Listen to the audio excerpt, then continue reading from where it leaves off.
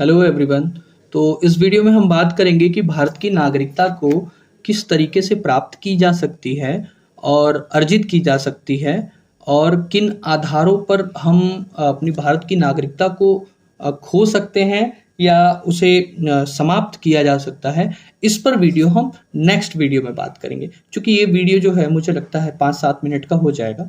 अगले वीडियो में हम समझाएंगे क्योंकि इसमें थोड़ी कॉम्प्लेक्सिटीज़ हैं, डेट का थोड़ा सा बात है ना, इसलिए हम इस वीडियो में सिर्फ अर्जित करने की बात करते हैं। ठीक है, तो भारत की नागरिकता को प्राप्त करने के 5 तरीके हैं। ठीक है, पहला जो तरीका है वो जन्म से है, बाई बर्थ।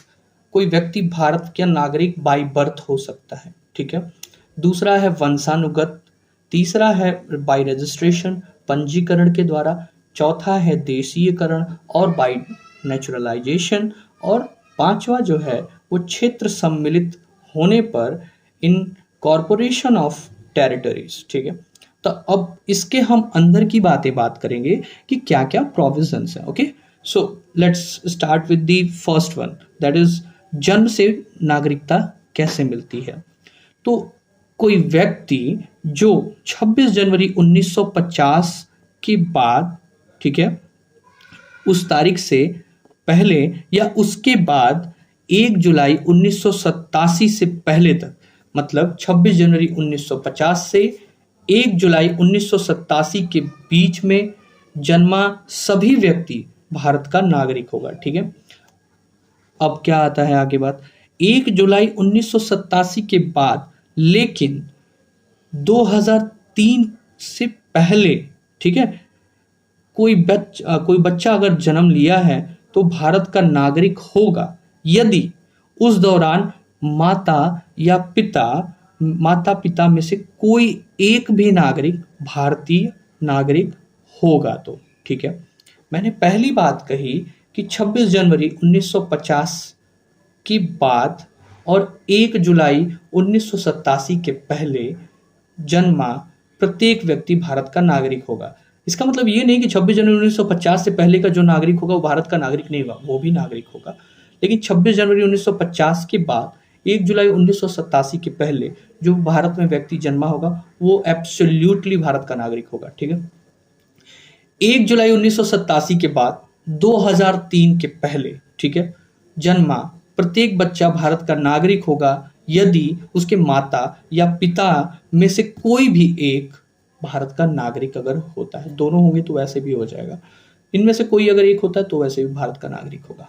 अच्छा, 2003 के बाद जन्म लिया तो यदि अगर 2003 के बाद जन्म लेता है तो भी वो भारत का नागरिक होगा यदि माता या पिता में से कोई एक भारत का नागरिक हो और दूसरा अवैध नागरिक ना हो, घुसपैठिया ना हो, है ना। बांग्लादेश से कितने ज्यादा घुसपैठ होती है भारत में, है ना। तो घुसपैठिया ना हो एक व्यक्ति और दूसरा भारत का नागरिक हो, है ना। तो इस आधार पर जन्म से व्यक्ति को भारत की नागरिकता मिल जाती है। तो हमने पहला पढ़ लिया ये। अब दूसरा जो है वंशानुगत क्रम, यानी डिसेंट बाय डिसेंट। अब 26 जनवरी 1950 के बाद और 10 दिसंबर 1992 के पहले, यानी इन दोनों के बीच में देश के बाहर जन्मा प्रत्येक बच्चा भारत का नागरिक होगा यदि उसके जन्म के समय उसका पिता भारत का नागरिक हो। समझे आप मेरी बात। 26 जनवरी 1950 के बाद और 10 दिसंबर 1992 के बीच में, इन दोनों पीरियड के बीच में, 26 जनवरी 1950 और 1950 से 1992, ठीक है। पहले हमने पढ़ा था 1950 से 1987, फिर 1987 से 2003, ठीक है। अभी हम पढ़ रहे हैं बाई डिसेंट में, वंशानुगत में, कि 26 जनवरी 1950 के बाद और 1992, 10 दिसंबर 1992 के बीच का जन्मा, इस टर्म के टेन्योर के बीच में जन्मा प्रत्येक बच्चा भारत का नागरिक होगा यदि उनमें से यदि उसका पिता भारत का नागरिक उसके जन्म के समय होगा तो। ठीक, पहली बात। अब दूसरी बात, 10 दिसंबर 1992 को या उसके बाद देश के बाहर जन्मा प्रत्येक बच्चा, ठीक है, भारत का नागरिक होगा यदि उसके माता या पिता में से कोई एक भारत का नागरिक होता है तो। ठीक है, पहला कंडीशन था कि 26 जनवरी 1950 से 10 दिसंबर 1992 के बीच में जन्मा भारत के बाहर जन्मा बच्चा भारत का नागरिक होगा यदि उसका पिता भारत का नागरिक होता है। लेकिन 1992 के बाद अगर कोई बच्चा भारत के बाहर जन्म लेता है और उसके माता या पिता में से कोई एक भी यदि भारत का नागरिक होगा तो वो बच्चा भारत का नागरिक माना जाएगा। ठीक है, दूसरी बात हमने पढ़ लिया। ठीक है, वंशानुक्रम क्रम की बात कर रहे हैं। अब तीसरी बात देखते हैं, बाई रजिस्ट्रेशन, पंजीकरण के द्वारा। ठीक है, पंजीकरण के द्वारा कैसे होता है? तो भारतीय मूल का व्यक्ति जो नागरिकता के लिए आवेदन करता है, यदि वो नागरिकता से पूर्व 7 वर्षों तक भारत में निवास किया हो तो उसे भारत की नागरिकता मिल जाएगी। पहली बात कि वो जिस दिन वो अप्लाई कर रहा है इंडिया के सिटीजनशिप के लिए, उससे 7 वर्ष पूर्व से वो भारत में निवास करना चाहिए तो उसको भारत की नागरिकता मिल जाएगी। पहली बात हो गई। दूसरी बात, भारतीय नागरिक से विवाहित व्यक्ति जो नागरिकता हेतु आवेदन देने से पूर्व 7 वर्ष तक भारत में रहा हो। मतलब अपना एग्जाम्पल क्या लूं, जैसे कोई एक व्यक्ति है, ठीक है, वो भारतीय नागरिक से शादी करता है। ठीक है, भारत का आदमी है, अमेरिकन लड़की है, उससे शादी कर लेता है। ठीक है, तो अब वो लड़की जो है शादी के बाद अगर भारत में 7 वर्ष तक रही है, ठीक है, उसके बाद अगर वो अप्लाई करती है ना सिटीजनशिप के लिए तो भारत की नागरिक हो जाएगी। ठीक है, उसको भी भारत की नागरिकता मिलेगी। तीसरी बात, प्रत्येक बच्चा भारत का जो भारतीय नागरिक का नाबालिग बच्चा, मतलब भारत का नागरिक हूं मैं ठीक है, मैं हूं या मैं और मेरी वाइफ है, अगर अभी तो नहीं है, तो अगर मैं और मेरी वाइफ है, ठीक है, और हमारा जो बच्चा जो नाबालिग बच्चा होगा वो वैसे भी भारत का नागरिक माना जाएगा बाय रजिस्ट्रेशन। ठीक है, तो वो भारत का नागरिक माना जाएगा।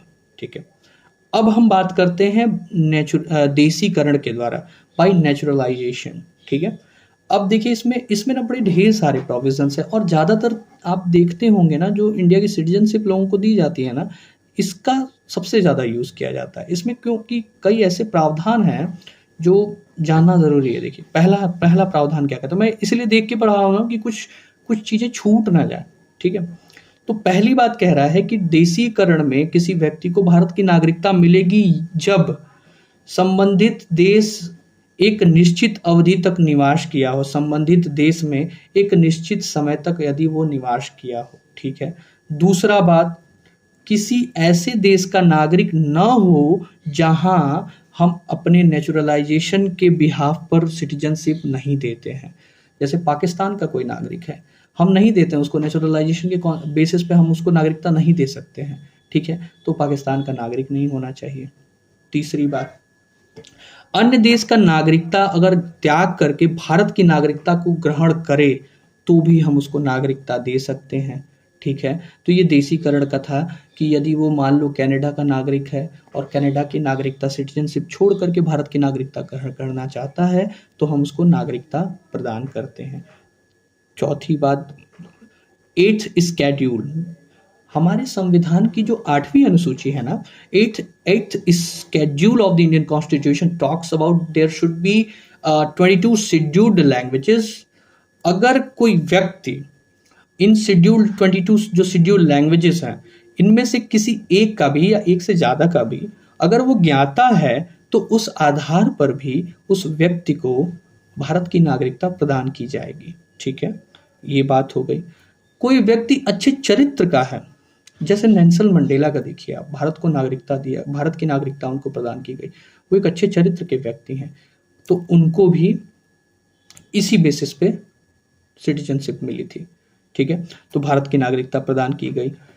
अगली बात, एक विशेष उपबंध के तहत यह छूट दी गई है कि यदि कोई व्यक्ति विज्ञान, दर्शन, कला, साहित्य, विश्व शांति या मानव विकास के क्षेत्र में विशेष कार्य कर चुका हो तो उसे उपयुक्त शर्तों के आधार पर या उसको पूर्ण करने की स्थिति में उसको भारत की नागरिकता प्रदान की जाएगी। लेकिन ये सारे जो जो अभी हम बात की ना, देशीकरण के बेसिस पे किसी को नागरिकता दे रहे हैं, तो इसमें जो प्राइमरी एक जो की पॉइंट है वो ये है कि उस व्यक्ति का भारत के प्रति एक पॉजिटिव एटीट्यूड होना चाहिए, एक अच्छी निष्ठा होनी चाहिए, सकारात्मक निष्ठा होनी चाहिए उस व्यक्ति का। ठीक है।